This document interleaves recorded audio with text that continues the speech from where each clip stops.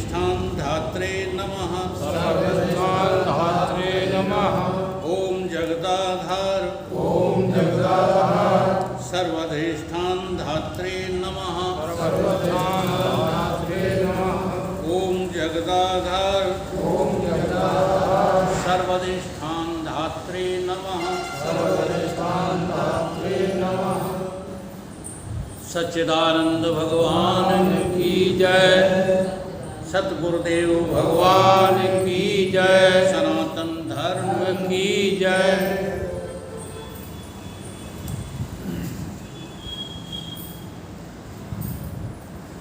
आद्य गुरु शंकराचार्य कृत आत्मबोध नामक ये ग्रंथ जो है, इसका श्लोक नंबर 14 आज लिया जाएगा। श्लोक नंबर 12 और 13 में ये बताया गया कि स्थूल शरीर किन किन तत्वों का बना हुआ है और सूक्ष्म शरीर किन किन तत्वों का बना हुआ है, और सूक्ष्म और स्थूल शरीर किसकी वजह से बना हुआ है, उसका जो है आज जिक्र करेंगे। उसके बारे में आज चर्चा करेंगे।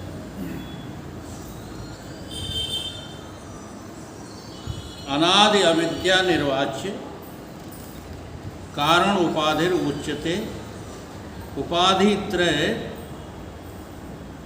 तदन्य आत्मा नम अवधारियेत।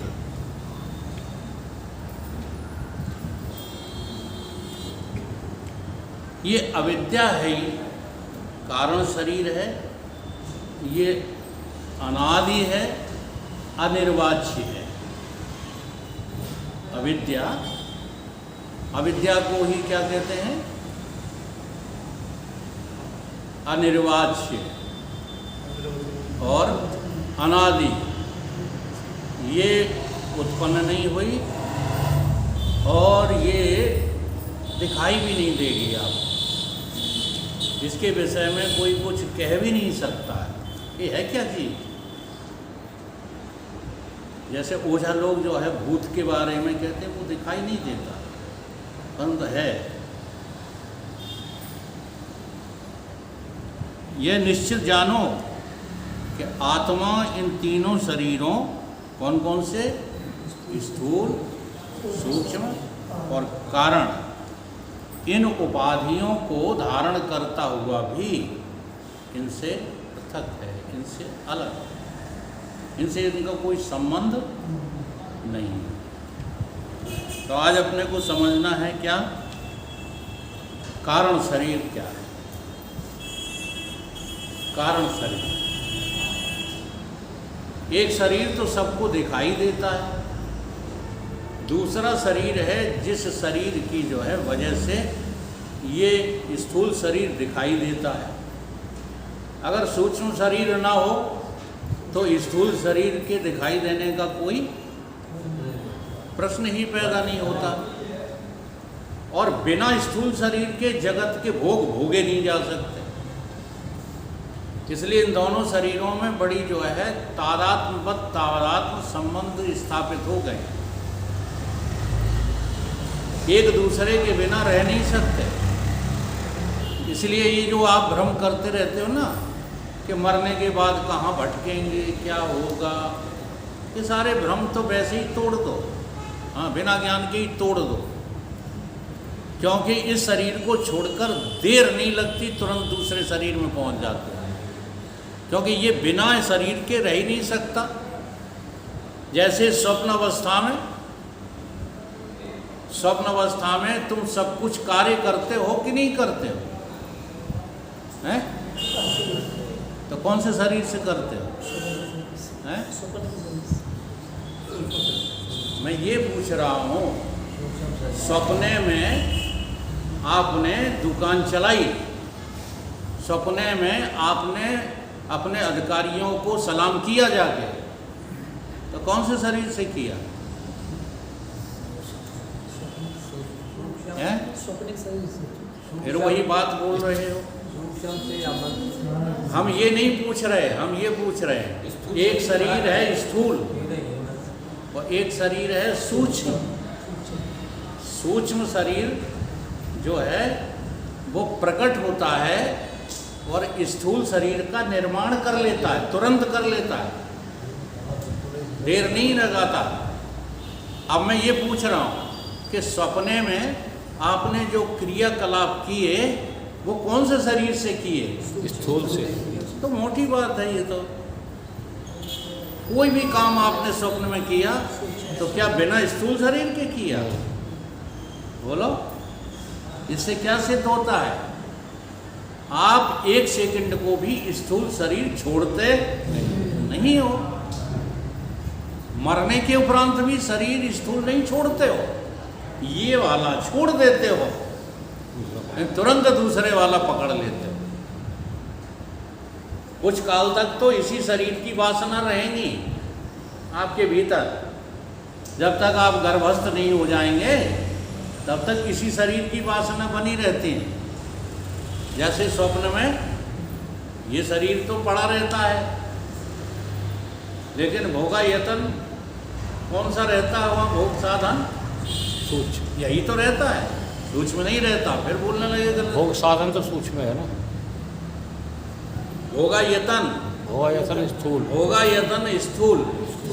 हम यहाँ समझाना चाह रहे हैं कि इन दोनों में इतनी पक्की दोस्ती है कि ये कभी छूटते नहीं है। नहीं है। और बिना स्थूल के कोई कार्य होता नहीं। कैसे हो जाएगा बता दो?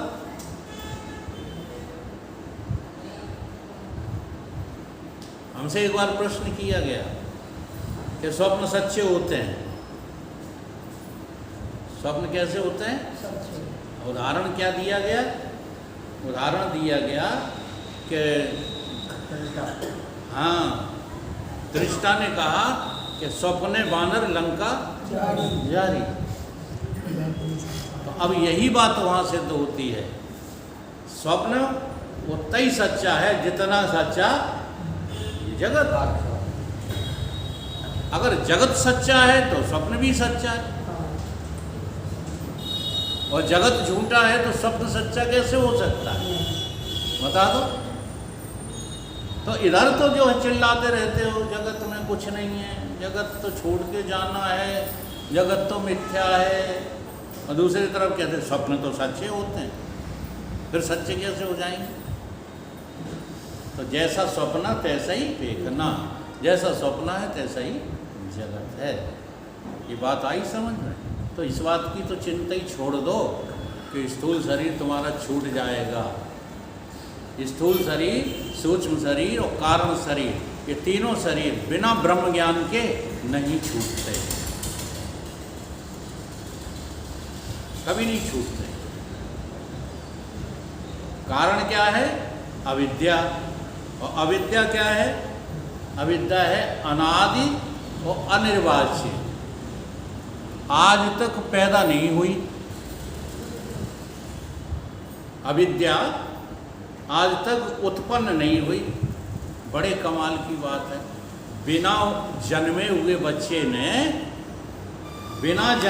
बच्चे ने जगदीश की दुकान लूट ली। किसने? जो आज तक पैदा ही नहीं हुआ।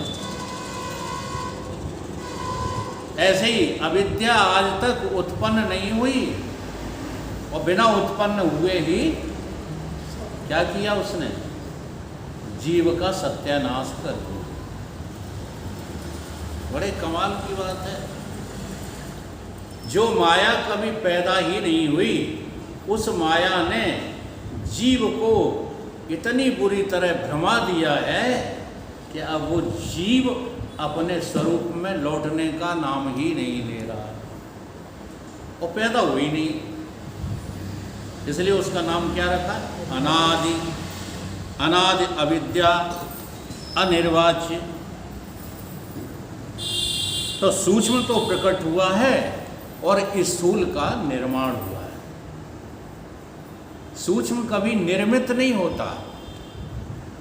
अब हम लोग कल्पना करते रहते हैं कि सूक्ष्म कोई ऐसा शरीर होगा, हाँ, जो मुझे ऐसे पकड़ने में आ जाएगा, जैसे हम स्थूल को जिटिया लेते हैं। नहीं, बहुत सारी कथाएं ऐसी आई।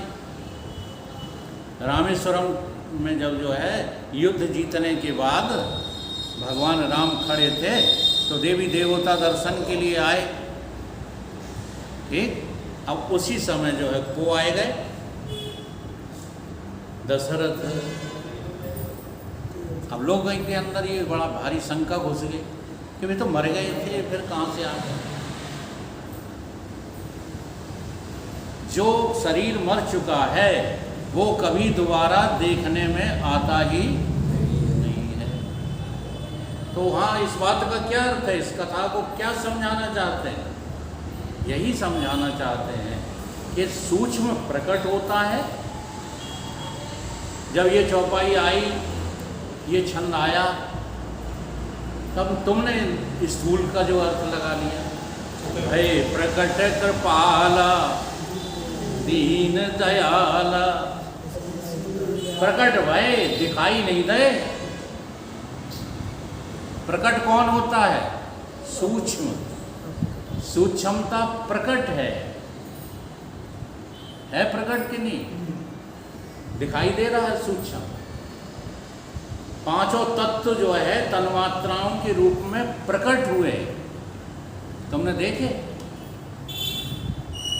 देखो, सूक्ष्म को एहसास किया जा सकता है, देखा नहीं जा सकता, क्योंकि वो देखने वाली वस्तु ही नहीं। वैसे ही गप लगाते रहते हो। आकाश देखा, पकड़ा आकाश। देखो, देखा हो किसी ने तो दम बांध के कहो देखा। वायु देखिए, आकाश, वायु, अग्नि। अग्नि इनने देखी, मुंह हिला रहे हैं।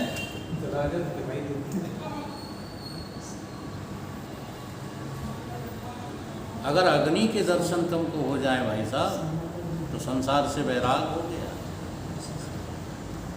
क्योंकि वो दर्शन करने की वस्तु ही नहीं है, वो तो उसमें मिलने की वस्तु है।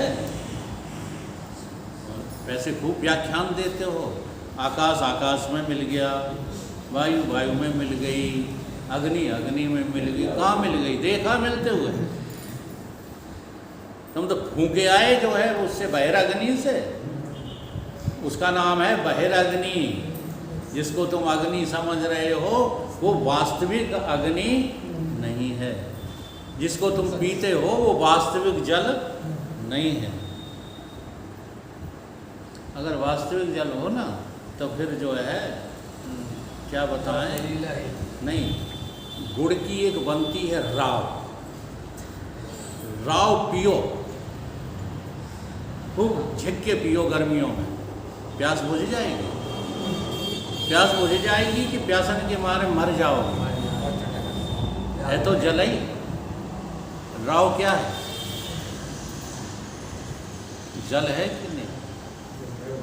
हाँ भाई, ये तीन चीजें होती हैं सब में, स्थूल, सूक्ष्म, कारण। तो जो सूक्ष्म जगत है वो पकड़ने में नहीं आता, वो देखने में नहीं आता, वो तो केवल प्रकट है। इसलिए सूक्ष्म शरीर प्रकट होता है, स्थूल शरीर का निर्माण होता है। अब ये गर्भ में प्रकट होगा तो निर्माण होने में 9 महीने लग जाएंगे। प्रकट तो हो जाएगा तुरंत, जैसे इस शरीर को छोड़ेगा सूक्ष्म शरीर, और तुरंत जो है दूसरे गर्भ में प्रकट हो जाएगा। और जब तक प्रकट नहीं होगा ना, जब तक उसे चैन नहीं पड़ेगा, तब तक इसी को मैं मानता रहेगा। इसलिए हमारे यहाँ इतने संस्कार किए जाते हैं, पिंड दिया जाता है। पिंड देने का मतलब होता है, जी हाँ, वहाँ ये वासना रहती है। हम लोग जो है नाटककार हैं, रोते हैं। हकीकत क्या है? कोई नहीं रोता, रोता कोई नहीं है, बहुत बड़ी हकीकत है। परंतु इसको स्वीकार नहीं करोगे। क्यों नहीं करोगे? क्योंकि अज्ञान में जी रहे हो। हम सांत्वना बनाने जाते हैं, किसी के यहाँ कंडोलेंस में जाते हैं, तो उससे क्या कहते हैं जाके? धैर्य से काम लो। धैर्य से काम लो। असल में तुम उसके साथ दुख नहीं शामिल कर रहे, बल्कि उसे दुखी देखकर सुखी हो रहे हो। ये कभी अनुभव करके देख, ईमानदार हो तो क्या जो है सुख मिल रहा है कि ये तो मर गया, हम तो बच गए, हम अभी नहीं मरे। इस बात की खुशी ज़्यादा है कि उसके मर जाने का दुख ज़्यादा है। इतने उतने तलाशते हो, कूदोगे भी तो तालाब में कूदोगे मरने के लिए, सीधे सागर में कहीं नहीं कूद जाते हो। आत्महत्या करने वाले भी जब नाटक करते हैं ना, नाटक की बात कर रहा हूँ, जो वास्तव में करते हैं उनकी बात नहीं कर रहा हूँ। अच्छा, जो वास्तव में आत्महत्या करते हैं वो तो आत्महत्या न करने वालों की अपेक्षा भी बहुत ज़्यादा मूर्ख होते हैं, क्योंकि उन्हें यही पता नहीं है कि आत्म की कभी हत्या की ही नहीं जा सकती। तो हम जब मरने का नाटक करें, चाहे स्त्री हो चाहे पुरुष हो, हाँ ले हम फांसी लगाएं, ले तो काय की फांसी लगाओगे? ऊन की डोरा की, बढ़िया प्लास्टिक की रस्सी नहीं उठाओगे, क्योंकि मरना है ही नहीं, मरने का नाटक करना केवल। ठीक इसी तरह से सूक्ष्म प्रकट होता है और स्थूल का निर्माण होता है।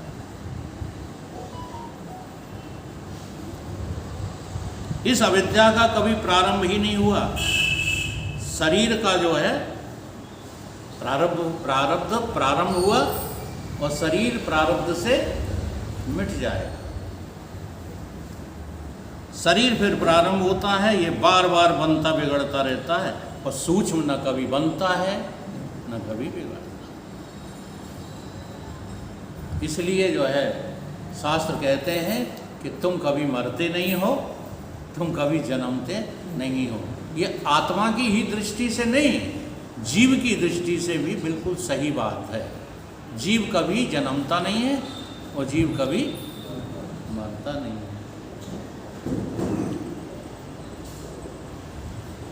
ये लय हो जाता है, समाप्त कभी नहीं होता। क्या हो जाता है? नींद में लय होता है कुछ घंटों के लिए, और मौत में लय होता है कुछ वर्षों के लिए, कुछ महीनों के लिए। आ रही बात समझ? मरता नहीं है, बार बार प्रकट होता है, जन्म ले लेता है, ठीक है, और फिर उसे मार देता है, वो अपन खिसक जाता है, फिर अप्रकट हो जाता है। सूक्ष्म प्रकट और अप्रकट होता है, स्थूल जन्मता और मरता है। इसलिए आना जाना आवागमन किसमें है? सूक्ष्म में है। स्थूल में कोई आना जाना समाप्त नहीं होता। अभी क्यों समाप्त नहीं होता है? इसका कारण है वो जो पैदा नहीं हुई। कौन? अविद्या। अविद्या। अच्छा, एक बात बता, आपको 3 अवस्थाओं के बारे में रोज वेदांत बताता है, जागृत, स्वप्न, सुषुप्ति, ठीक है। अब थोड़ा सा अनुभव करना, अनुभव करना।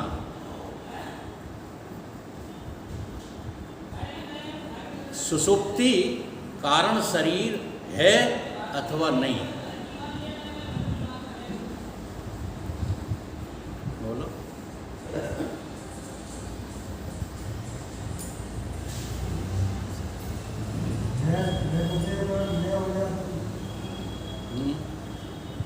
मैं जो प्रश्न पूछ रहा हूँ वो समझ में आ रहा है? सुषुप्ति अवस्था कारण शरीर है या नहीं?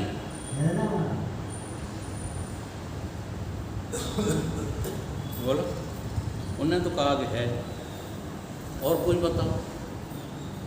अब ये नहीं कि उन्होंने कह दिया तो हम उसके विपरीत बोल दें। अनुभव करो, अनुभव।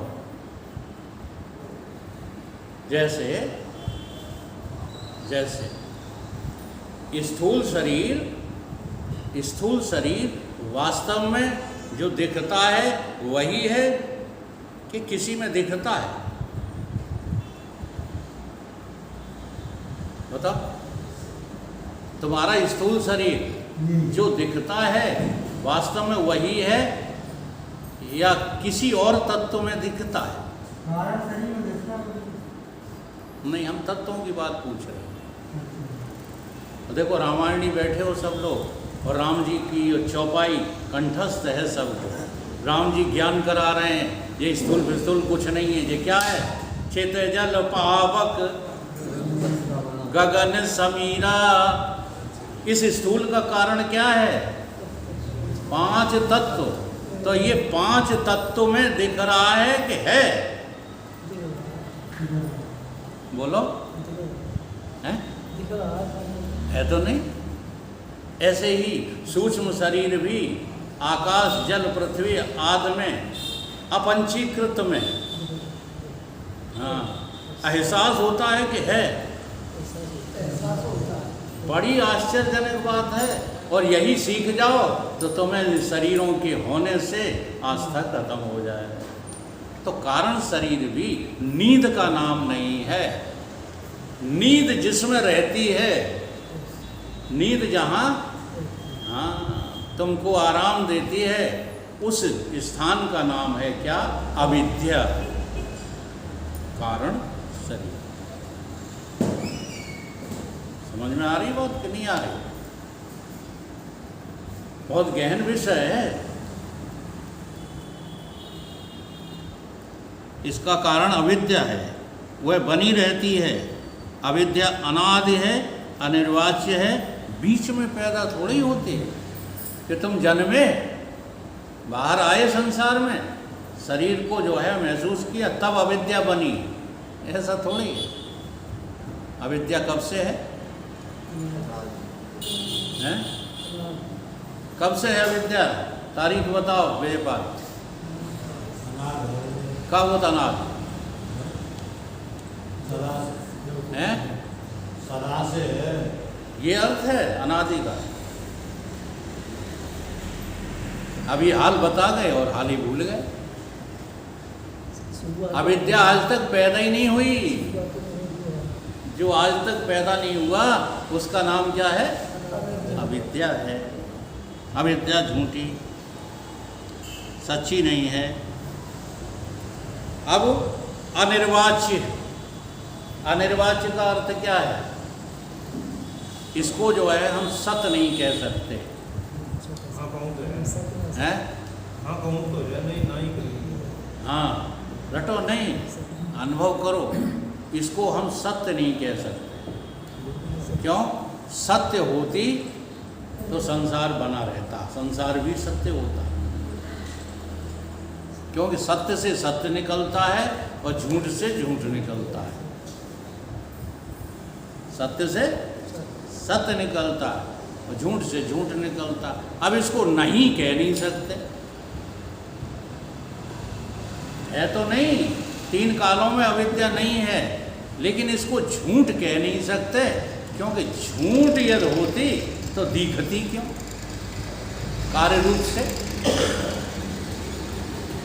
गधा के सिर पे सींग दिखते हैं, तो उसे तो झूठ कहो तो मान लिया जाए।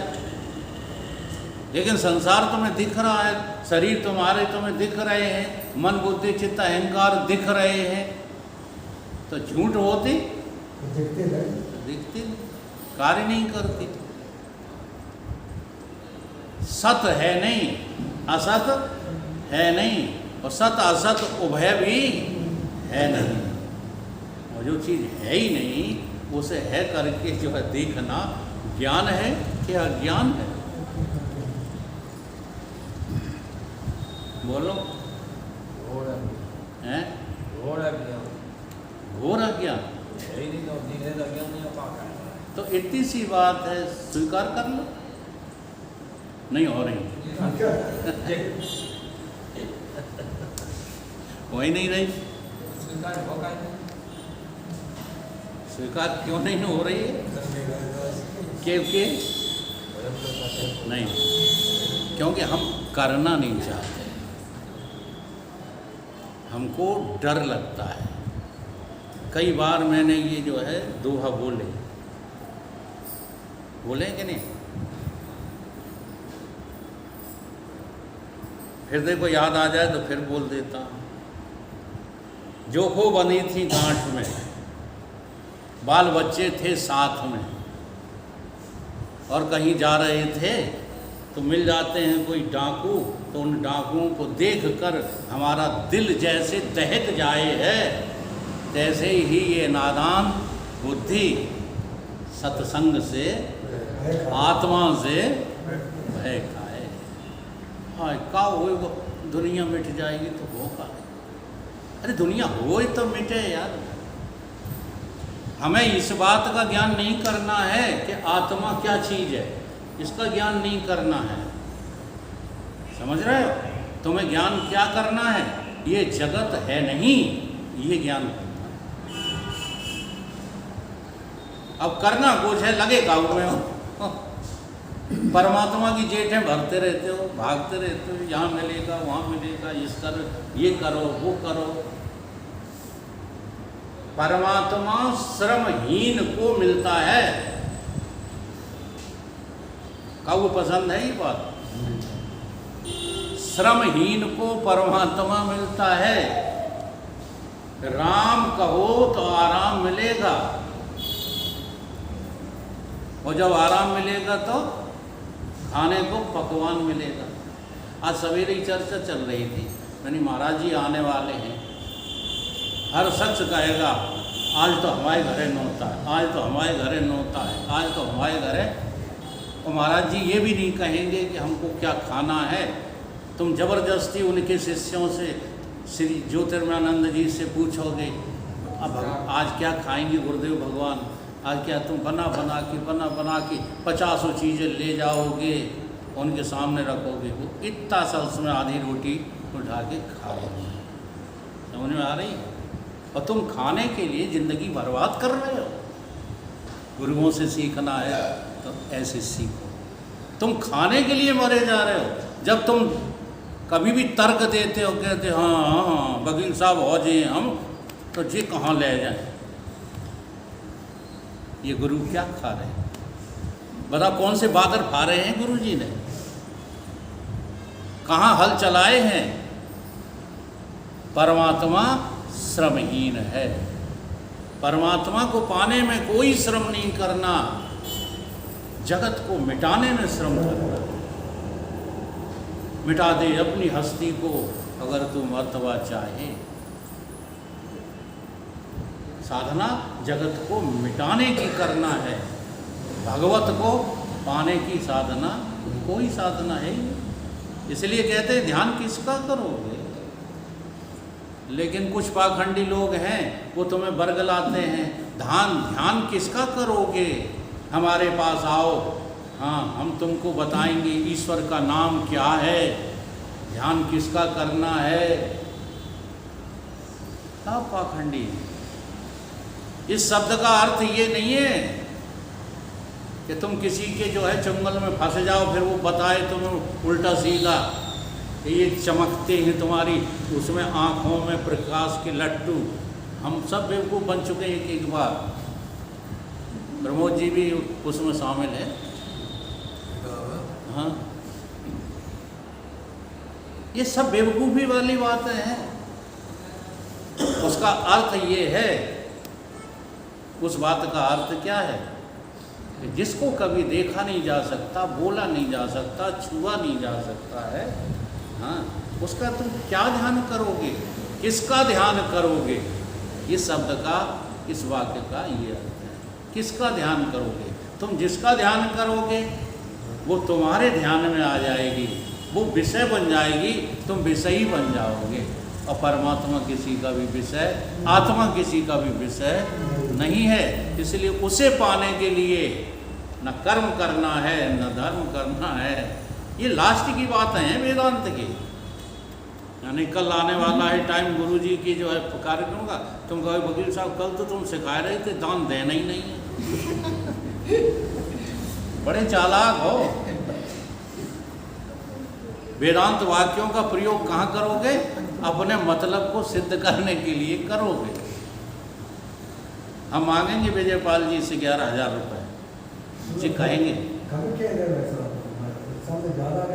जे इतने दे दें तो तुम अपना सौभाग्य समझना, गंगा नहाया ही हो अगर इतने ले लें। नहीं नहीं, केवल हमने विजयपाल का नाम लिया, ये तो मिनिमम है, मिनिमम कार्यक्रम कराना है, हिम्मत जुटाओ। विजयपाल की कह रहा है जिनको सौभाग्य ना है तो 11,000 कर। वे अपना जाने सौभाग्य है कि दुर्भाग्य है। अपन क्या बता सकते हैं।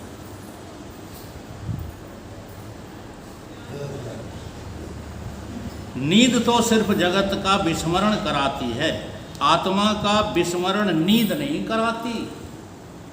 तुम नींद को माने बैठे हो अविद्या। नींद अविद्या नहीं है, सुसुप्ति अविद्या नहीं है। सुसुप्ति तो तुम्हें जगत का विस्मरण करा देती है बस। और जागृति क्या है? जगत का स्मरण। जगत का विस्मरण, जगत का स्मरण, इसी में जिंदगी खराब कर रहे हैं। बल्कि जानना क्या है कि ये जगत की स्मृति भी झूठी और जगत की विस्मृति भी झूठी। इसी को उस श्लोक के द्वारा आप लोगों ने रट लिया है। एक तो हमने बोल बोल के वेदांत सबकी बुद्धि खराब कर। जागृत स्वप्न सुसुप्ति आदि प्रपंचम यद प्रकाशते, मतलब कुछ नहीं समझे आज तक। कौन प्रकाशित कर रहा है? आदि प्रपंचम यद प्रकाशते, किससे प्रकाशित हो रही हैं? देखो आगे आगे बोल रहे हैं। तुमसे प्रकाशित हो रही हैं ये, तुमसे। और तुम्हें अपना पता ना हो, उसका नाम अविद्या है। रोज सोने का नाम अविद्या नहीं है, रोज जगने का नाम स्मृति या जागना नहीं है। जब तुम्हें अपना पता लग जाएगा, उस क्षण तुम जागे हुए होगे। और जगत से आज एक जो है उदाहरण बड़े ध्यान में आया, बड़ी अच्छी लगी बात मुझे समझाते हुए। कुंभकर्ण खड़ा हुआ, कुंभकर्ण, और माने कही भैया तुम्हारी बुद्धि खराब हो गई रावण से। नहीं, क्या कहता है? मैंने सही कहता हूँ, हमारी ना ही सो जाते, आग लगन दे दुनियादारी। नहीं आई तरह मांगस नींद मांस खट, बुद्धि पलट गई उसकी। नहीं तो मांगना चाहता था हाँ कि 6 महीना खाएं और 1 रात सोएं। 6 महीना में 1 दिन तो सोएं और 6 महीना खाएं। खाने का मतलब समझते हैं। लेकिन सारथ प्रेर ताय मत फेरी, मांगस नींद मांस खट की।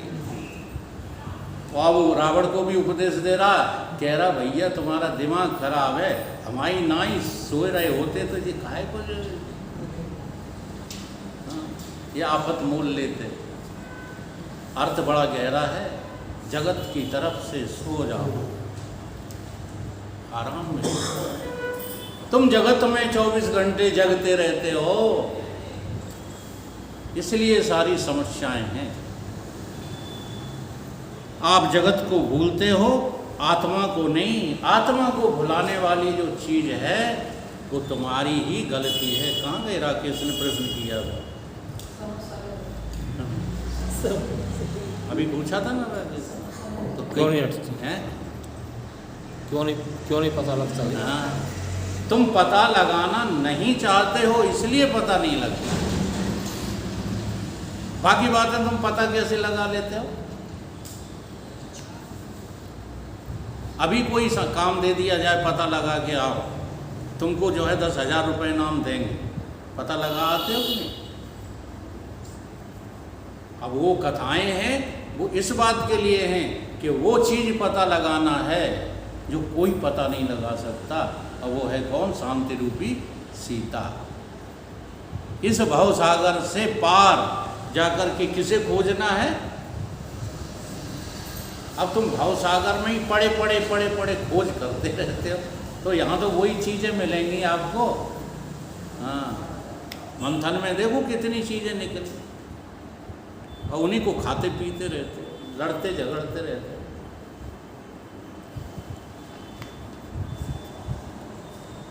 क्या आप आत्मा को जागृत में जान रहे थे? प्रश्न पैदा करो। जो आप कहते हैं कि सोने पर हम कारण शरीर हो गए, तो क्या जागृत में तुम कारण शरीर नहीं थे? अभी जागृत अवस्था में तुम कारण शरीर नहीं हो, कारण भी हो, सूक्ष्म भी हो और स्थूल भी हो। तो फिर आत्मा को बीच में नहीं भूले, जगत को जान रहे हो, जगत को भूल जाते हो। इसलिए ये नींद कारण नहीं है, सो जाते हो, यह कारण शरीर नहीं है। कारण है जिसमें तुम आत्मा को नहीं जानते, और वह अनादिकाल से नहीं जानते। न जगने में जाना, न सोने में जाना, जानने का सवाल ही नहीं। आत्मा का अज्ञान अविद्या है, सो जागृत में भी है।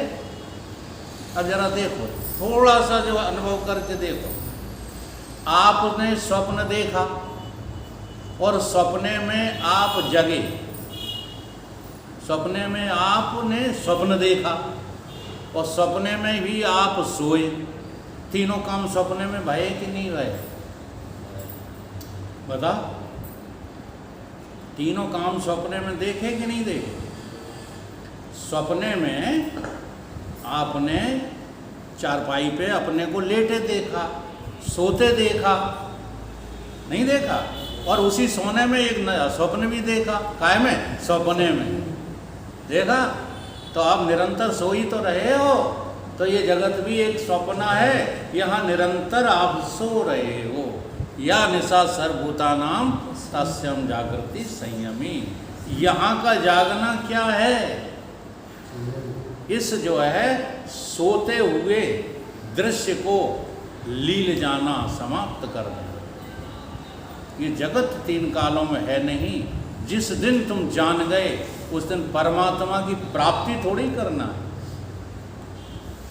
कहीं से अलग से परमात्मा की प्राप्ति नहीं करना।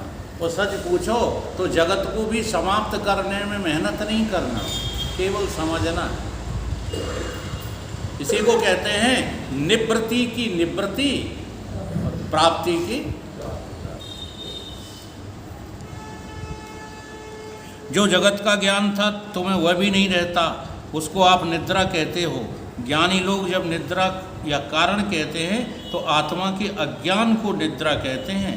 और आत्मा की अज्ञान रूपी नींद जगने से खत्म नहीं होती, वह तो जानने से खत्म होती है, जगने से नहीं खत्म होती।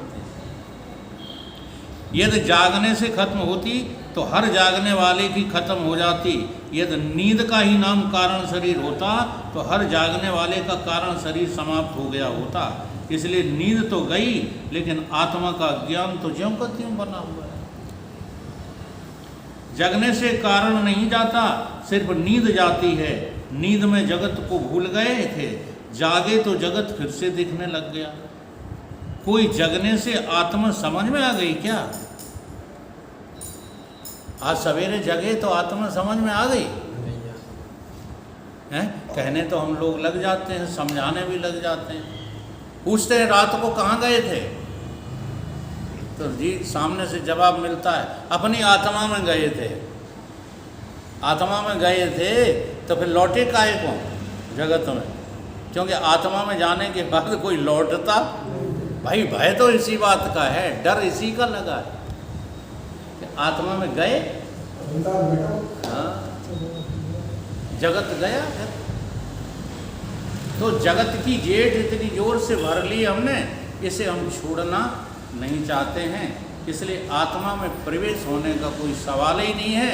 और सबसे बड़ी रुकावट वो है जो तीन कालों में है ही नहीं, अविद्या। चेतन सदा रहा परिपूर्ण, अविद्या कहाँ से आई है? तो हमारे जगदीश का अर्थ है कि वो मैनपुरी से आई है। अविद्या कहाँ से आई? मैनपुरी से। हैं?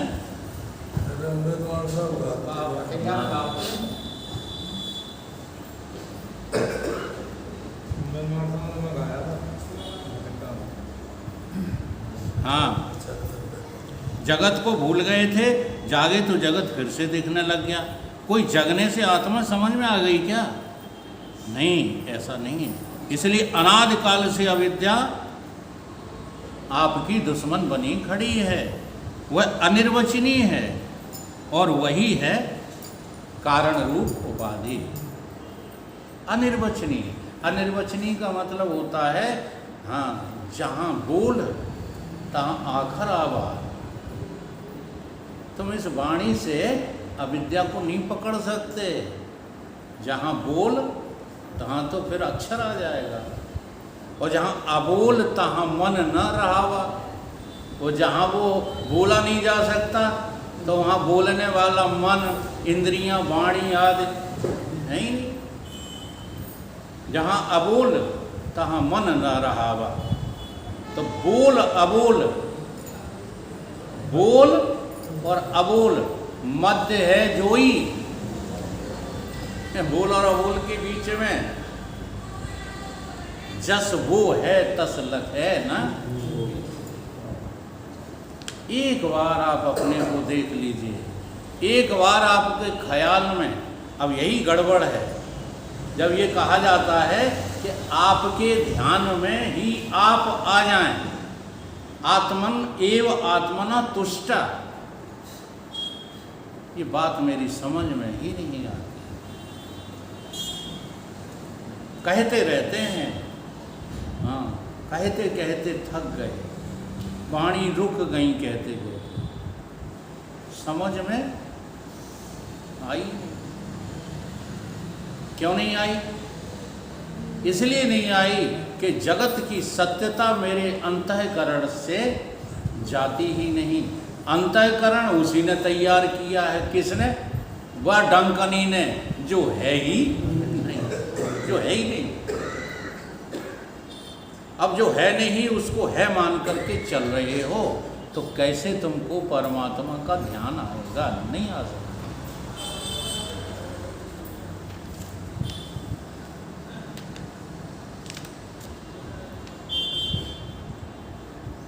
और इन उपाधियों को पैदा करने वाली है, सुरक्षित रखने वाली है। शरीर आदि के न रहने पर ये लय हो जाती है, अंतःकरण प्रकट होते हैं।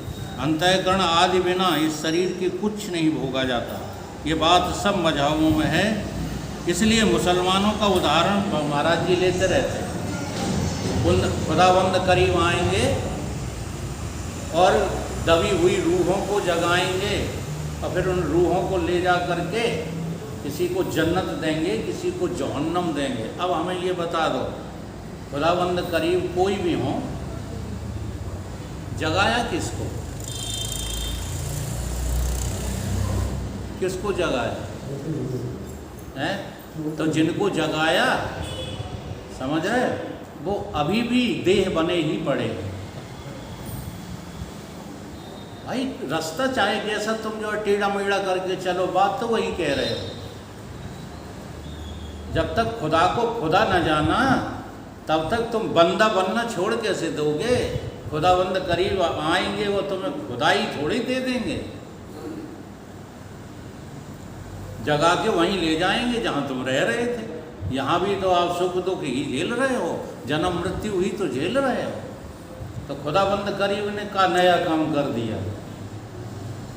तो जितने मजहब हैं, जितने भी संप्रदाय हैं, सब उल्टी बातें सिखाते रहते हैं। एक वेदांत दर्शन ही ऐसा है जो सच्ची बात बोलता है, और यहाँ कोई सच्चाई नहीं है। इसलिए रामायण पढ़ने वालों भी रामायण में वेदांत ढूंढा करो, कथाएं मत ढूंढा करो। पुराणों में वेदांत ढूंढा करो, कथाएं मत ढूंढा करो। हम कथाओं में उलझे रहते हैं। अब महाराज जी कह रहे हैं वो कैसा स्पेशल शरीर होगा जिसे खुदाबंद करीब पकड़ के ले जाते हैं, ये हमें भी नहीं मालूम। ये बात पक्की है कि बिना देह मिले आप कुछ भी भोग नहीं सकते। दूसरा उदाहरण यह भी देता हूँ कि स्वप्न में भी आपको तभी कोई मार पाएगा जब आपके पास स्थूल शरीर होगा। डंडे से कोई आपकी पिटाई तभी कर सकता है जब आप स्थूल शरीर होंगे। सूक्ष्म शरीर की तो कोई पिटाई विटाई कर ही नहीं सकता। कर लोगे? ये ओझा लोग भूत को मारते। अच्छा, भूत को मारते हैं कि वो जो पंच भौतिक पंचीकृत है बाकी दमलाएं ले रहे हैं। कमाल है। एक नीम का झोंरा ले लेंगे, हाँ, और वो बेचारा, हाँ, अब जो वो पिटता है ना, खूब पिटता है, पिट के अफर जाता, सोच कहने लगे हम चले। वो चलो कहाँ से चलो, सब बेवकूफ़ बनाते रहते हैं। माने कहीं पिटने से बचना है तो कहने लगो हम चले। इसलिए जब तक भोगायतन न हो तब तक भगवान भी तुमको भोग नहीं दे सकते। नरक और स्वर्ग देने के लिए अगला देह देकर ही आप उन्हें भोग सकते हो। इसलिए शरीर की प्राप्ति तो भोगने के लिए ही होती है। यह सृष्टि एक सिस्टम से बनी है, कोई एक्सीडेंटली नहीं बन गई। जैसे माताएं रंगोली बनाती हैं, बनाते हो हैं तो जादू कर देते, ऐसे रंग लिया मोटी, छू रंगोली बन जाती। नहीं, एक सिस्टम होता है ना। हाँ, पहले कौन सी लाइन डालें, फिर वहाँ किससे मिलाएं, क्या करें, एक सिस्टम होता है कि नहीं। ऐसे ही ये जो सृष्टि बनी, इसका कोई सिस्टम है कि नहीं। अब उस सिस्टम को समझे बिना तुम जो है पूरी कायनात के जानकार बन जाते हो। और वेदांत क्या है? वेदांत वो प्रक्रिया है जिससे झूठे जगत को कैसे बना हुआ सिद्ध किया गया है ये बताया जाता है, बस।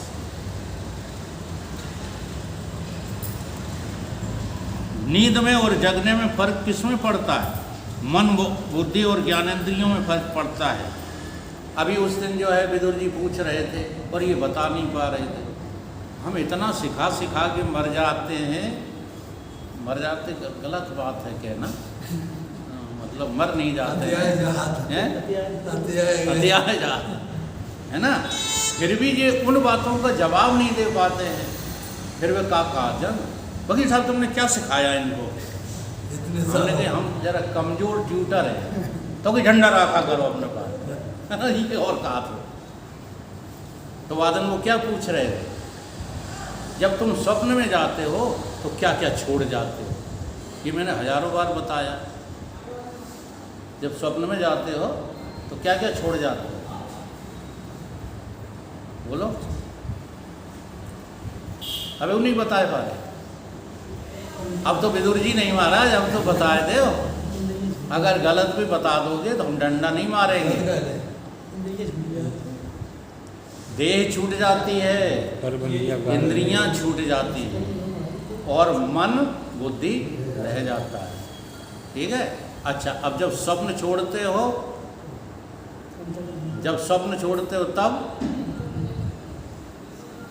तब क्या क्या छोड़ जाते हो? तब मन बुद्धि चित्त अहंकार सब छोड़ जाते हो।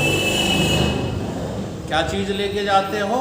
अविद्या, जो है नहीं उसी को जिटिया के पकड़े चले जाते हैं।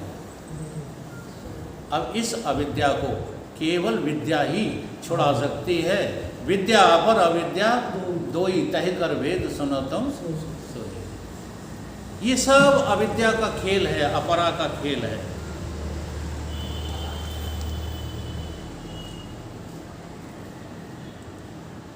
ऐसे ही तुम्हें भी इंद्रियों की वजह से ये जगत मालूम पड़ता है। इसमें आनंद है, ये अच्छी है, इसमें ठंडा है, इसमें दुख है, ये तुम्हारे अनुभव हैं और इसी के अनुसार तुम आगे की योजना बना लेते हो कि स्त्री में सुख है, पुरुष में सुख है। अब स्त्री में सुख समझते हो? देखो, अगर तुम स्त्री में सुख नहीं समझते होते तो जल्दी हो कम उम्र में स्त्री मर गई, दूसरा ब्याह क्यों करते हो? ये सब बहानेबाजी है कि हम औलाद के लिए करते हैं। औलाद के लिए कोई नहीं करता। अगर तुम औलाद के लिए शादी करते होते, तुम कोई भी औलाद के लिए, तो पैदा होते ही औलाद भगवान की होती, हमारी नहीं होती। अब औलाद हमारी है कि भगवान की है? अच्छा, अब भगवान की चीज़ भगवान दें या न दें, तुम्हें क्या तकलीफ है? औलाद नहीं हो रही, औलाद नहीं हो रही, दूसरा ब्याह कर लो। अब वो नहीं हो रही, तीसरा कर लो।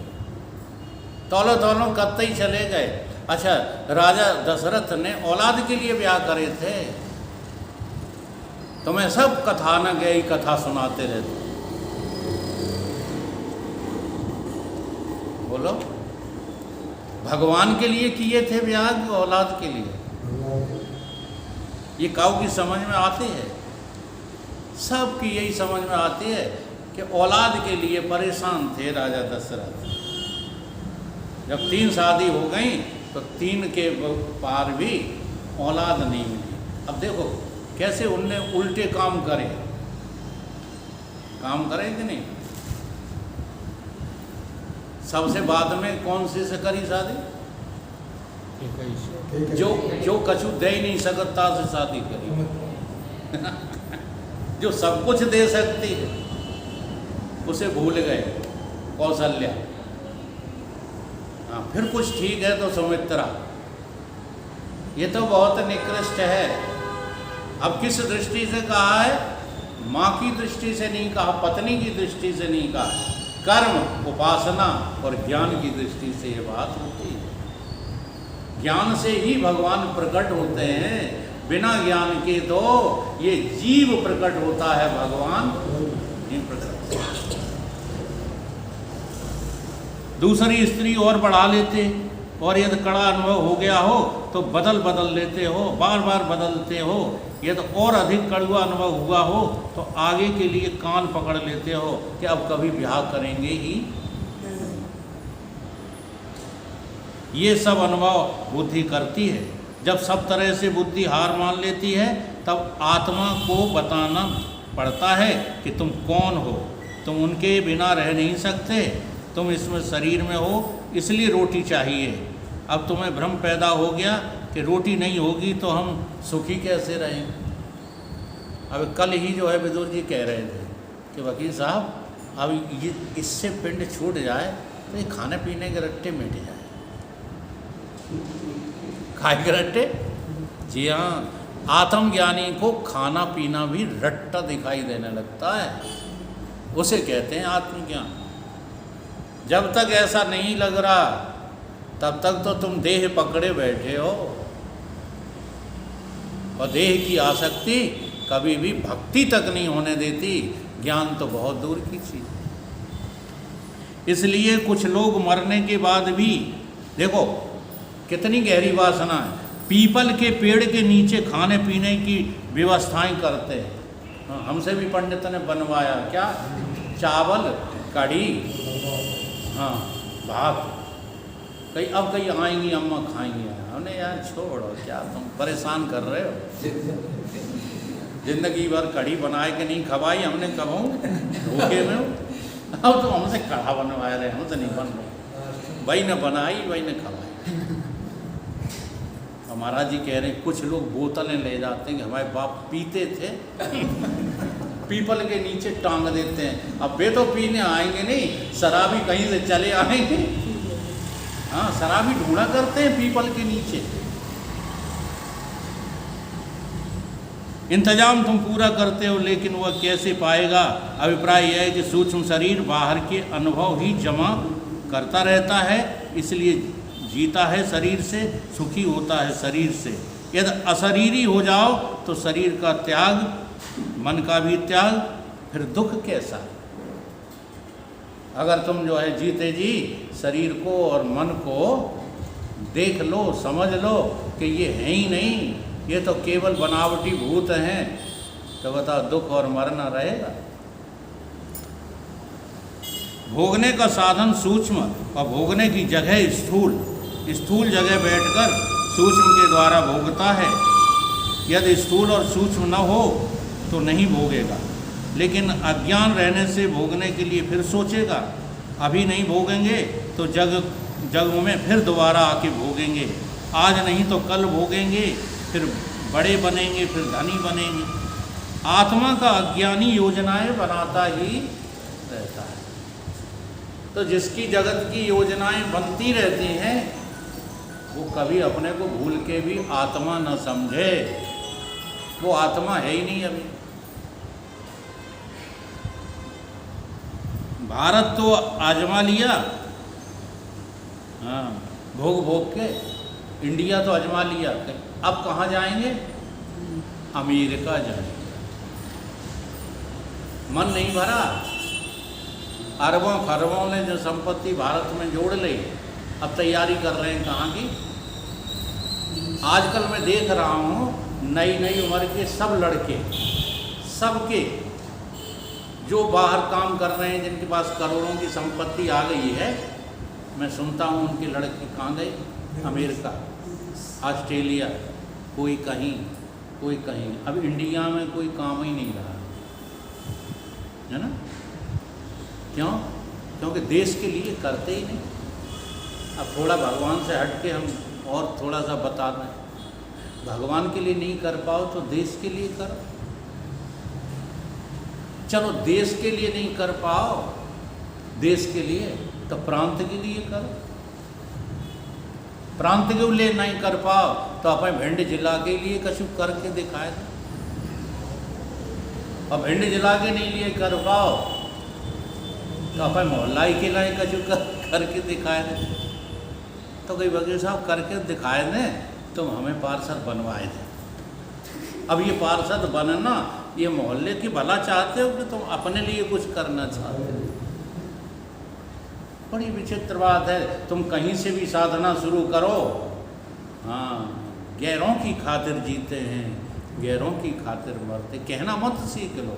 वो भारत चिल्लाता फिरता, मरा अपने लिए जा रहा।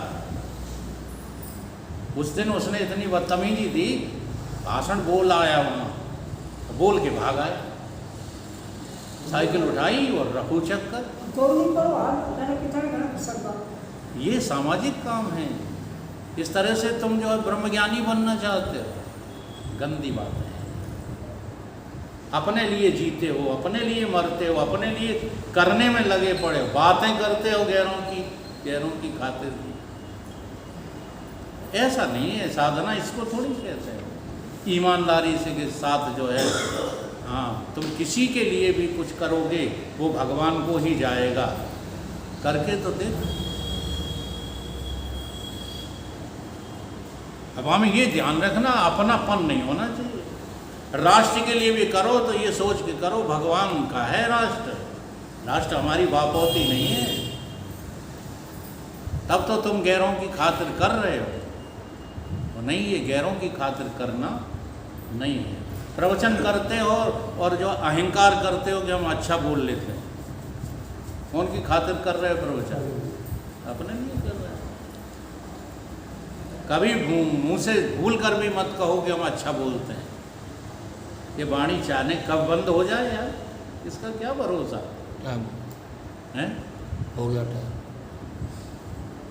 अब टाइम हो गया, हम हो गए, थोड़ी चालान रहेगी। तो फिर अभी मोटे तौर पर ये उपाधि 3 है ना, इससे आत्मा को अलग समझो। कौन कौन सी 3 उपाधि? स्थूल, सूक्ष्म, हाँ, स्थूल, सूक्ष्म और कारण। इनसे आत्मा अलग है। इंद्रियों की उपाधियों से भी आत्मा अलग है। और अविद्या, अज्ञान जिसके कारण मैं नहीं जान पाता, ये अविद्या भी मेरा स्वधर्म नहीं है, आत्मा का स्वभाव नहीं है। अविद्या आत्मा का स्वभाव है। हाँ, तो ये कहाँ से आई? कहाँ से आई? कहीं से आई नहीं है। केवल हमको भ्रम हो रहा है कि कोई हमें परेशान, तुम्हें कोई परेशान नहीं कर रहा। बोलो सद्गुरुदेव की जय।